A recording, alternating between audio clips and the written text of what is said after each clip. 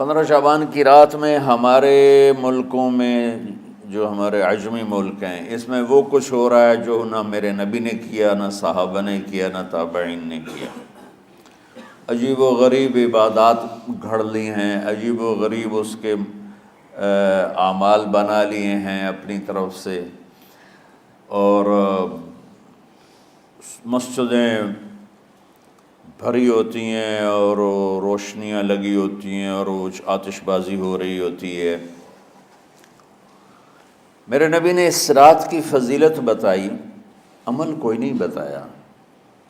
جیسے یہاں کوئی صلاۃ تسبیح کی جماعت کرا رہے ہوتے ہیں، کوئی اجتماعی تہجد پڑھ رہے ہوتے ہیں، کوئی دیگیں چڑھا رہے ہوتے ہیں، کوئی آتش بازی کر رہے ہوتے ہیں، تو وہ اس میں اتنا غلو ہو گیا ہے کہ یہ بھی ٹھیک نہیں۔ اور کچھ علماء نے اس کے رد میں اس کا اتنا انکار کیا ہے کہ اس رات کی کوئی فضیلت ہے ہی نہیں، یہ بھی ٹھیک نہیں۔ اس بیچ کا راستہ، اس رات کی فضیلت میں جتنی احادیث ہیں وہ ضعیف ہیں، لیکن اتنی کثرت سے ہیں کہ ان سب کا مل کر جمع ہو کر کم از کم وہ حسن لغیر ہی تک تو پہنچ جاتی ہیں۔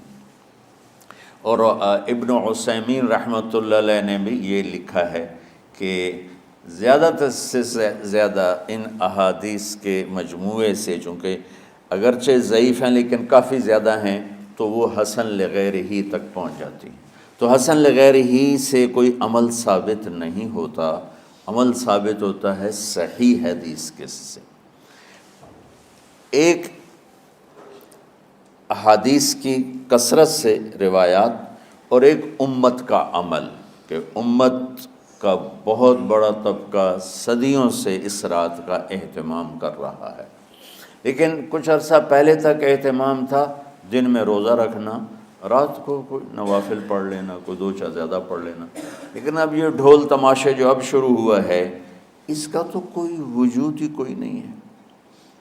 تو اس رات کو اللہ تعالیٰ نے مبارک بنایا، اور حدیث پاک میں آتا ہے کہ اللہ تعالیٰ اس رات میں ساری دنیا کے لوگوں کی بخشش فرماتا ہے سوائے 5 آدمیوں کے۔ 5 کے سوا سب اہل ایمان کی بخشش ہو جاتی۔ مشرک، المشرک، پہلا مشرک، دوسرا مشاحن، مشاحن کیسے کہتے ہیں؟ دل میں بغض رکھنے والا، کینہ رکھنے والا۔ تیسرا مسبل ازارہ، اپنے پاجامے شلوار چادر کو ٹخنوں سے نیچے تک لے جانے والا، لیکن ایک شرط کے ساتھ کہ وہ تکبر کی وجہ سے ہو، سستی کی وجہ سے ہے، غفلت کی وجہ سے ہے۔ چونکہ جب آپ نے ایک مرتبہ اس کے بارے میں بات کی تو حضرت ابوبکر صدیق نے کہا یا رسول اللہ، میری چادر، عرب چادر باندھتے تھے جیسے ہمارے پنجاب کا لباس چادر تھا، اب وہ کم ہو گئے، ہماری تو بزرگ عورتیں بھی اور مرد بھی سب چادر باندھتے تھے، شلوار کا تو کسی کو پتہ ہی نہیں ہوتا تھا ہمارے بچپن میں۔ یہ تو پھر آہستہ آہستہ جب تعلیم آئی تو شلوار دیہاتوں میں بھی اور شہروں میں عام ہو گئی۔ تو اگر وہ اس لیے لٹکا رہا ہے کہ طبیعت میں تکبر ہے، پھر اس وعید کا وہ حقدار ہے۔ اگر ویسے اس کی نیچے جا رہی ہے تو میرا مالک ایسا، وہ تو ہے ہی رحیم و کریم، ہے ہی رحیم و کریم، ہے ہی رحیم و کریم، صرف شلوار نیچے لٹکانے سے وہ اتنی شدید سزا دے، اگر اس کے پیچھے تکبر ہے پھر ہے۔ یہ تکبر نہیں ہے تو انشاءاللہ وہ اس سے محفوظ ہوگا۔ تو اپنی چادر کو لٹکانے والا، لیکن بشرط تکبر۔ کتنے ہو گئے؟ عاق لوالدیہ، ماں باپ کا نافرمان، نافرمان ایسا کہ دکھ دینے والا. چھوٹی موٹی اونچ نیچ تو ہر بچے سے ہو جاتی ہے، نہیں جن نے والدین کو ٹکڑے ٹکڑے کر دیا ہو اور ان کو دکھ دے دے دے دے کے ان کا سینہ چیر دیا ہو. چونکہ آپ کہتے ہیں پرزے پرزے کرنا کسی چیز کو، تو اپنے دکھ دے کر اپنی بدتمیزی کے ساتھ اس نے ماں باپ کا دل زخمی کر دیا ہو، ایک یہ نہیں معاف ہوتا. 5واں مدمن خمر، مسلسل شراب پینے والا، مستقل جو شراب کا عادی ہو.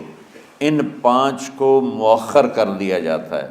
معافی نہیں ہونے کا مطلب یہ نہیں کہ اللہ تعالیٰ کبھی معاف نہیں کرے گا. معافی نہ ہونے کا مطلب یہ ہے کہ یہ 5 ایسے گناہ ہیں کہ اس کی وجہ سے بخشش رک جاتی ہے. اگر وہ شرک سے نکل آئے، وہ کینہ سے نکل آئے، وہ تکبر سے نکل آئے، وہ والدین کی نافرمانی سے نکل آئے، شراب چھوڑ دے، تو ان کی بھی بخشش ہو جاتی. جب کوئی توبہ کرے گا فوراً بخشش ہو جائے گی. نہ 15 شعبان کی ضرورت ہے، نہ لیلۃ القدر کی ضرورت ہے، نہ بیت اللہ جانے کے ساتھ توبہ کی شرط ہے. جہاں بھی وہ بیٹھ کے توبہ کرے گا، جس لمحے میں کرے گا، اسی وقت اس کی توبہ قبول ہوگی اور اللہ اس کے پچھلے سارے گناہوں کو معاف فرما دے گا.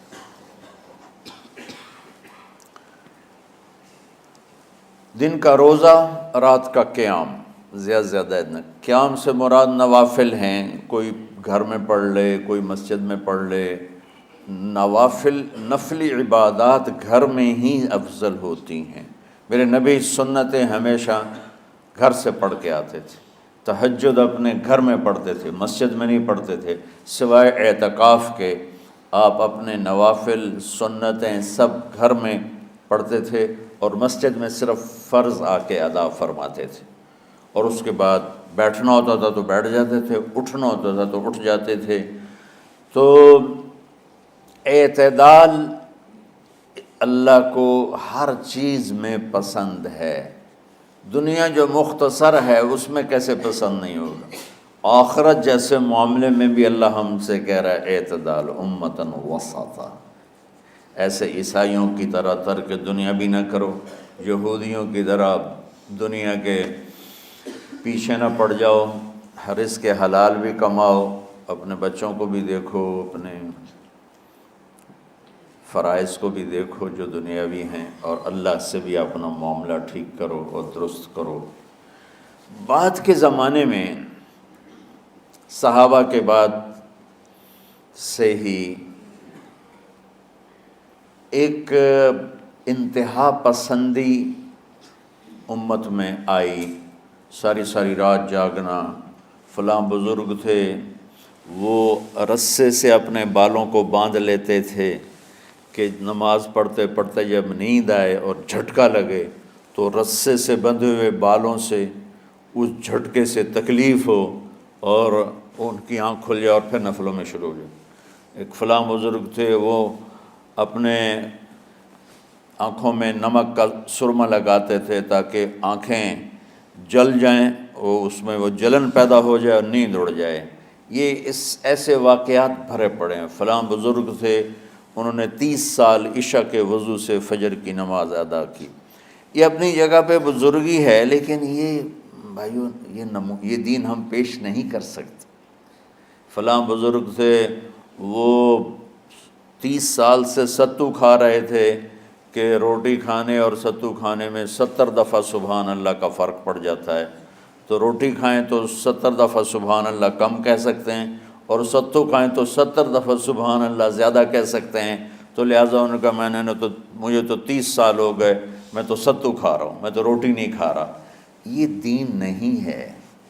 یعنی یہ وہ دین نہیں جو ہم انسانیت کو پیش کر سکیں. یہ تو لوگوں کو دوڑانے والی بات. یہ راہبانیت کی شکل ہے. یہ وہ دین نہیں جو ہم لوگوں کو پیش کریں گے تو وہ کہیں گے واہ واہ واہ واہ کیا دین ہے بھائی، قبول کرو. یہ ایک قسم کا غلو آیا.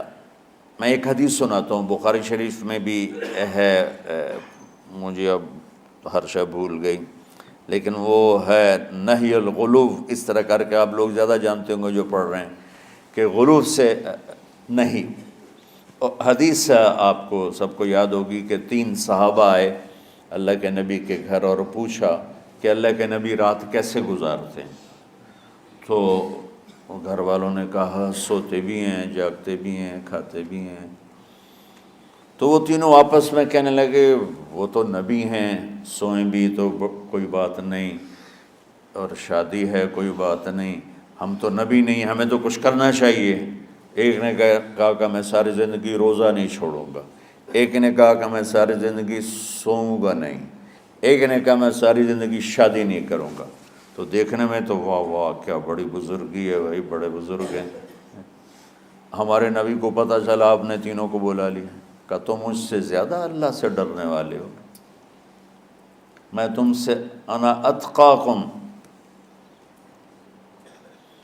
یا اخشاکم، الفاظ آپ لوگ کو زیادہ یاد ہوں گے لیکن مفہوم میں صحیح پیش کر رہا ہوں۔ آپ نے کہا میں تم سے زیادہ اللہ کو جانتا ہوں، تم سے زیادہ اللہ سے ڈرتا ہوں، میں سوتا بھی ہوں، میں کھاتا بھی ہوں، میں روزے بھی رکھتا ہوں، میں چھوڑ بھی دیتا ہوں، میری بیویاں بھی ہیں، میں اپنی بیویوں کے پاس بھی جاتا ہوں۔ تم دین میں غلو سے بچو، پہلے امتوں کو ہلاک کر دیا دین میں غلو۔ دنیا میں غلو یعنی انتہا پسندی، ایکسٹریمسٹ ہونا، دنیا ہو یا دین ہو دونوں میں اعتدال بچو، اللہ تعالیٰ کو پسند ہے۔